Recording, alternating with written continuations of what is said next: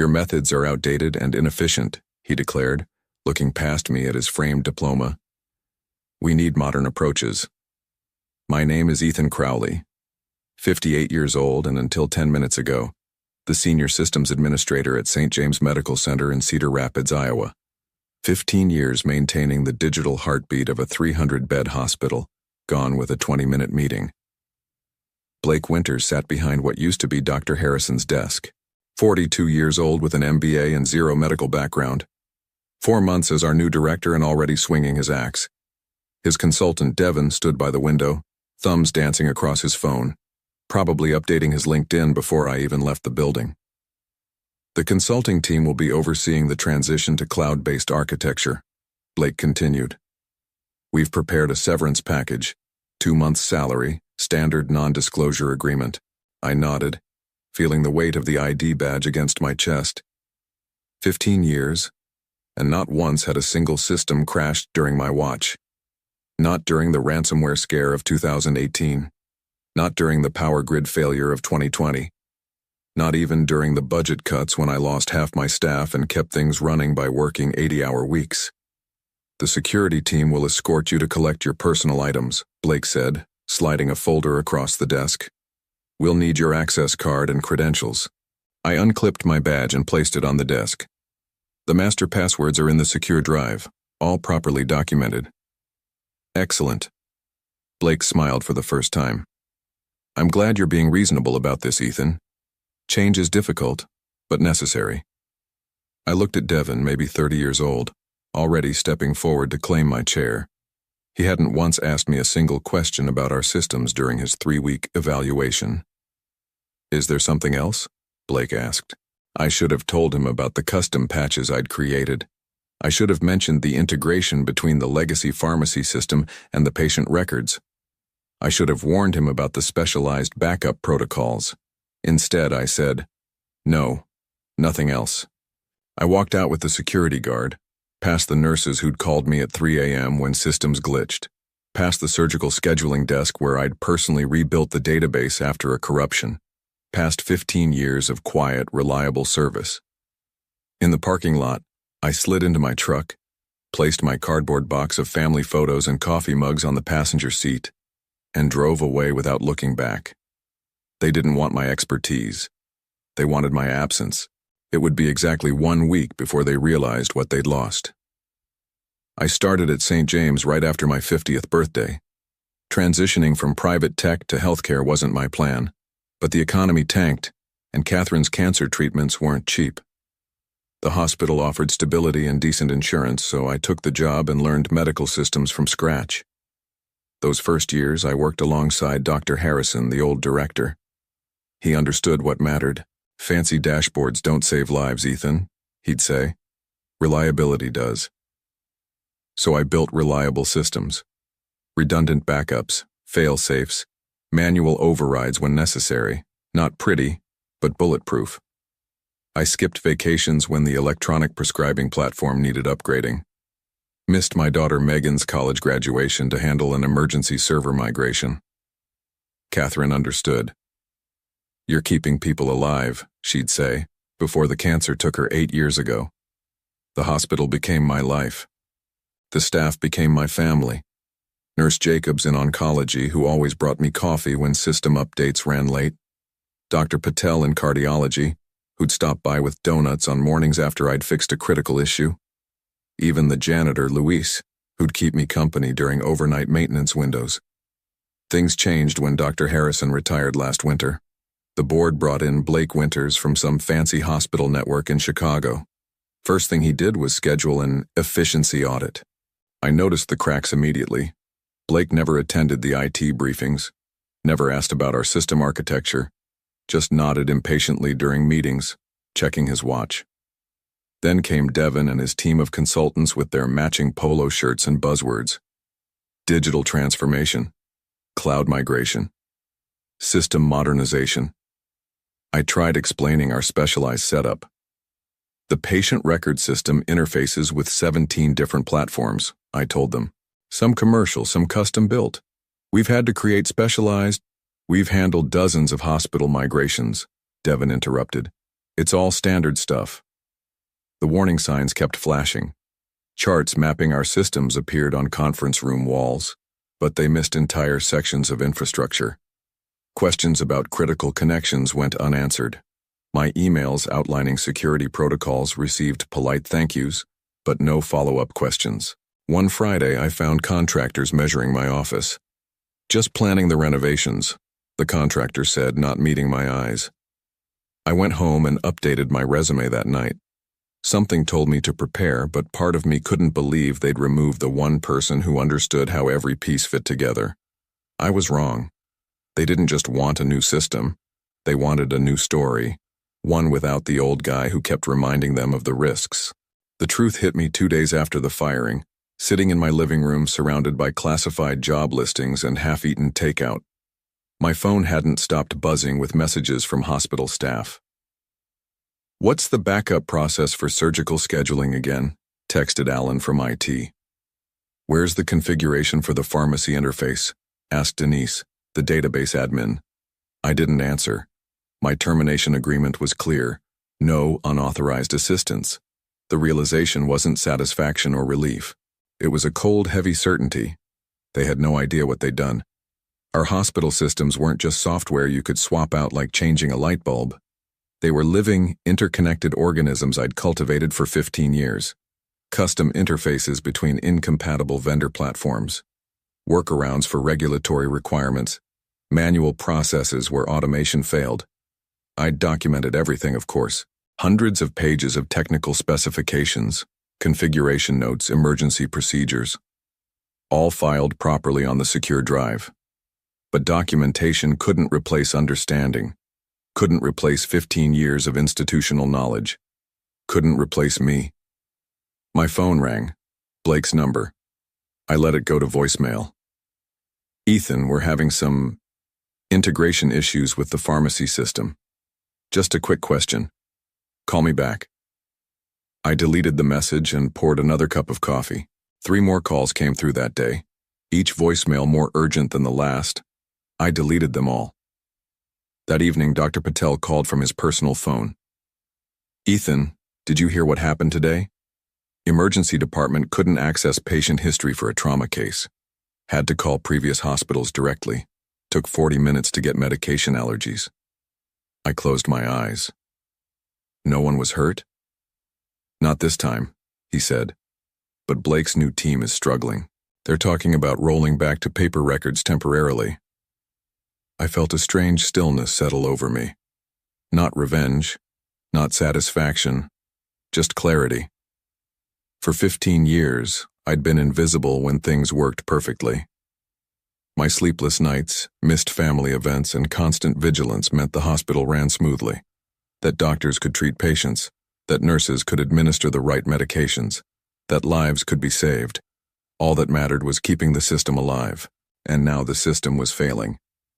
"I'm sorry to hear that," I said carefully. "Blake's been asking if anyone has your personal contact information," Dr. Patel continued. "The consultant team seems overwhelmed." I thought about the specialized backup server hidden behind a maintenance panel in the server room, about the paper documentation in the fire safe in my old office, about the authentication chains that would start expiring in exactly 12 days without manual renewal. "I wish them luck," I said. After hanging up, I walked to my desk and pulled out a business card I'd been holding onto for years. Jennifer Walsh, Director of Technology at Riverside Medical Center. She'd tried recruiting me 3 times over the years. I didn't want revenge. I just wanted to be somewhere my experience was valued. I picked up the phone and dialed. Monday morning, my email inbox exploded. 17 messages from Blake with increasingly desperate subject lines. Quick question about patient database. Urgent, cardiology system failure. Critical, need emergency assistance. I read them all but responded to none. My severance agreement didn't obligate me to fix their mess. The last email finally dropped all pretense. "Ethan, name your consultant rate. Whatever you want. We need you back ASAP." I was halfway through composing a very professional decline when my doorbell rang. Blake Winters stood on my porch, tie askew, eyes bloodshot. "Ethan, he said, forcing a smile. Thanks for seeing me. Can we talk? I let him in, offered coffee, and waited. We've hit some unexpected complications with the system transition, he began, clutching his mug. Devon's team is working around the clock, but there are aspects of your architecture that are proving challenging to navigate. I nodded. I documented everything thoroughly. Yes, the documentation is there, but he leaned forward. Some of these customizations, these interconnections between systems, they're quite unique. Translation: they couldn't make sense of 15 years of specialized work in 5 days. Yesterday, oncology lost access to treatment protocols for 6 hours, Blake continued. The day before, billing and insurance verification went down completely. We're facing serious compliance issues, potential patient safety concerns. I sipped my coffee. Sounds like the modernization is going well. His face tightened. Ethan, I'm prepared to offer you a 6-month contract as implementation consultant. Double your previous salary. We need you to help with the transition. The offer was almost insulting. After firing me, he expected me to come back and train my replacements properly. I'm afraid I've already accepted another position, I said. Blake's coffee mug froze halfway to his lips. Another? Where? Riverside Medical Center. Riverside, but they're our direct competitor, yes. Blake set down his mug. Ethan, be reasonable. You built these systems. You know them better than anyone. We're talking about patient care. That stung because it was meant to. 15 years I'd put patient care above everything. My family, my health, my life. I agree, I said carefully. Patient care is paramount. That's why I recommended against rushing a system migration without proper transition planning. I believe that email is included in my documentation. Blake's face flushed. The board wanted immediate action. Modernization is necessary for our long-term. I start at Riverside next Monday, I interrupted.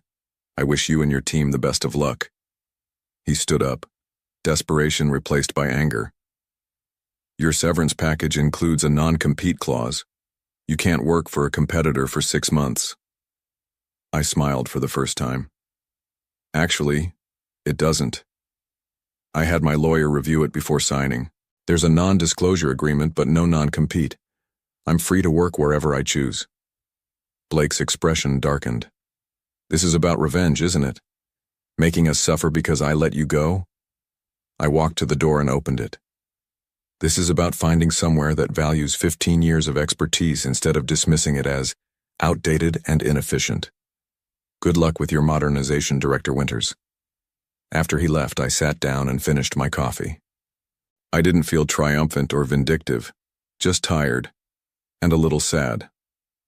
My phone buzzed with a text from Dr. Patel. Administration in full panic mode, 3 departments down, board emergency meeting called. I didn't reply, but I saved the message, not as a trophy, as a reminder of what happens when experience is treated as obsolete. By Thursday, the local news had caught the story. System failures plague. St. James Medical Center. Patient care affected. I watched from my living room as a reporter stood outside the hospital where I'd spent 15 years. Sources inside St. James confirmed that multiple departments have experienced technology failures following a recent IT leadership change, the reporter said. The hospital has been forced to implement emergency paper protocols while experts work to restore critical systems. My phone rang. Jennifer Walsh from Riverside. Seeing the news about St. James, she said. You doing okay? I'm fine, I replied. Looking forward to starting Monday. About that, Jennifer said, I just got a very interesting call from someone on St. James's board, a Dr. Eleanor Hughes. I remembered Dr. Hughes, head of surgery, one of the few board members who actually understood what my team did. What did she want? To verify you'd accepted our offer, Jennifer said, and to tell me some interesting things about the situation at St. James. I sat up straighter. What things? Apparently, Director Winters didn't just decide to replace you on a whim. He's been working with Helix Solutions Group for months. The name hit like a punch. Helix Solutions was a healthcare technology company known for taking over hospital IT operations and then raising prices once systems were dependent on their proprietary platforms. Blake brought in their consultants as part of a larger deal. Jennifer continued. Helix offered significant upfront savings to the board if St. James converted to their platform. Blake would get a performance bonus for cost reduction. The pieces clicked into place. My firing wasn't about modernization. It was about clearing the path for a corporate takeover of our systems. The board didn't fully understand the technical implications, Jennifer added. They trusted Blake's assessment that transitioning would be seamless. I thought about the specialized systems I'd built, systems that prioritized patient care over corporate efficiency, systems built to serve doctors and nurses, not billing departments. How bad is it really? I asked. Jennifer paused. Dr. Hughes said they've had to divert emergency patients to other hospitals. Critical care units are on manual protocols. The state compliance office is investigating. I closed my eyes. This wasn't what I wanted. I never wanted patients to suffer. There's more, Jennifer said. Dr. Hughes mentioned that before presenting the Helix proposal, Blake had all department heads sign off on a technology assessment. The assessment claimed that your systems were obsolete, non-compliant, and at high risk of failure. That's not true, I said, anger finally breaking through. We passed every compliance audit, had 99.98% uptime last year. Dr. Hughes knows that now. The board is realizing they were misled. After hanging up, I opened my laptop and found an email from Dr. Hughes herself, sent an hour earlier. Ethan, I owe you an apology. The board approved Blake's IT restructuring based on incomplete and misleading information. We've since learned that the outdated systems you maintained were, in fact, exceeding all industry benchmarks for reliability and security. Blake and Helix presented us with false comparisons and manipulated performance metrics to justify the change. The situation has grown serious enough that we've called an emergency board meeting for tomorrow morning. I'd like to invite you to attend and share your perspective. No obligation, but many of us would appreciate hearing directly from you. Regardless of what you decide, I want you to know that many of us now understand the disservice that was done to you and to our hospital. Sincerely, Eleanor Hughes, MD. I sat back, letting the truth settle around me. This wasn't just about firing a loyal employee. It was about deliberately dismantling a working system for profit. I arrived at the hospital boardroom Friday morning exactly 15 minutes early, the same way I'd arrived for every meeting during my 15 years of employment. Several board members were already there, including Dr. Hughes, who greeted me with a handshake and a grateful nod. "Thank you for coming, Ethan," she said. "I wasn't sure you would." "Neither was I admitted. The room filled quickly. Department heads, administrators, and doctors I'd worked with for years. Blake arrived last, stopping short when he saw me sitting at the table. The Helix consultant, Devin, trailed behind him, looking considerably less confident than the day I was fired. Dr. Hughes called the meeting to order. "We are here to address the ongoing system failures and to reassess our relationship with Helix Solutions." She turned to me. "Mr. Crowley has graciously agreed to provide his assessment of the situation." All eyes turned to me. For 15 years, I'd worked quietly behind the scenes, solving problems without recognition. Now I was center stage. "The systems at St. James were built over 15 years to meet specific needs," I began. "Every customization, every interface was created to solve a real problem faced by medical staff. These weren't outdated systems. They were specialized tools." I opened my laptop and connected it to the projector. On screen appeared the documentation I'd meticulously maintained, hundreds of pages detailing every aspect of the hospital's digital infrastructure. "Everything needed to maintain these systems is here," I said. "Complete documentation, contingency procedures, security protocols. The problem isn't the documentation. The problem is that Helix's platform isn't compatible with the specialized systems this hospital relies on." Blake interrupted. "The compatibility issues are temporary. Helix has successfully implemented their solutions in dozens of hospitals." I pulled up my second document, a detailed comparison I'd prepared overnight. These are the hospitals where Helix has implemented their platform. Notice anything? Dr. Patel leaned forward. They're all new facilities or recent builds. Exactly, I said. Helix works well in hospitals built from the ground up on their platform, but retrofitting their system onto established hospitals with legacy requirements, that's where they struggle. I turned to face Blake directly. Which Helix knew before they came here? Their own technical specifications, which I've highlighted, show the incompatibilities with our pharmacy and radiology systems. The board members exchanged glances. Dr. Hughes turned to Blake. Did you know about these incompatibilities when you recommended Helix? Blake's confidence faltered. The assessment indicated that any transition challenges would be minimal and the assessment you personally oversaw, I interrupted, pulling up an email I'd received from a former colleague. The same assessment where you directed staff to emphasize system vulnerabilities and minimize stability metrics. The room grew silent. I hadn't come for revenge, but I had come for truth. The fact is, I continued, St. James can't function on Helix's platform without sacrificing the specialized workflows that make this hospital exceptional, not without years of careful transition planning. Dr. Hughes looked at her colleagues. I believe we've heard enough to make an informed decision. Blake stood up. You can't seriously be considering abandoning modernization based on the opinion of a disgruntled ex-employee. Dr. Patel spoke up. We've diverted 67 emergency patients in the past week. 3 surgeries were delayed. Medicine administration errors increased 12%. Those aren't opinions, Director Winters. Those are facts.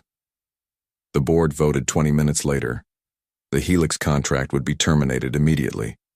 An emergency restoration plan would be implemented to return to the previous systems. As I packed up my laptop, Dr. Hughes approached me. The board has another proposition for you, Ethan, if you're willing to hear it.